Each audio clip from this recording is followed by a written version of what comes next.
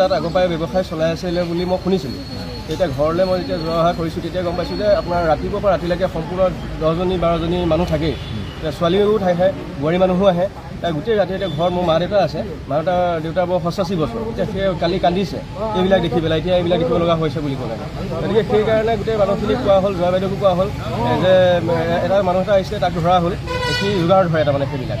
তাৰপিছত যেতিয়া জয়া বাইদেউ আহিলে, জয়া বাইদেউ তাই মানে বেয়া পাইছে এইবিলাক কৰাৰ কাৰণে, আৰু জয়া বাইদেউ মুখত গুচিয়াই পেলাই জয়া বাইদেউৰ ইয়াত দাঁতত মানে ফালি দিলে তাৰমানে, তেজ ওলাইছে সেয়া, আৰু মাৰপিট কৰিবলৈ আগবাঢ়ি আহিছে তাৰমানে তাই। আৰু তাই এইটো ব্যৱসায় আগৰ পৰাই কৰি আছে আৰু বহুত ডাঙৰ লিংক আছে তাই তাৰমানে। মানে আজিও আছিল নেকি কোনোবা চোৱা? আজি আছিলে, ৰাতিপুৱা পৰত ওলাই গৈছে, আমি দেখি আছোঁ। তাৰপিছত দিনটোত থাকেই তাৰমানে। আৰু এই যিজন মানুহ আহিছিল তেওঁ ক'ত? তেওঁ আহি পেলাই ধৰি লওক ধান কিনিবলৈ আহে বুলি কৈছিলে, কিন্তু তাৰপিছত সেইটো নহয়। এতিয়া সেইখন ঘৰত ধান কেতিয়াও নাই, আৰু আহি পেলাই সেইবিলাক ব্যৱসায় মানুহ যোগাৰ ধৰে, এই ছোৱালী যোগাৰ ধৰে তাৰমানে। সেইটো ধৰি লওক পইচা পাতি লেনদেন কিবা কিবি এনেকুৱাবিলাক কৰে তাৰমানে সিহঁতে। এই তেনেকুৱা ধৰণৰ টেকনিকবিলাক সেই মানুহটো আহিছিলে তাৰমানে, এইবিলাক কথা হেৰি কৰিছিলে।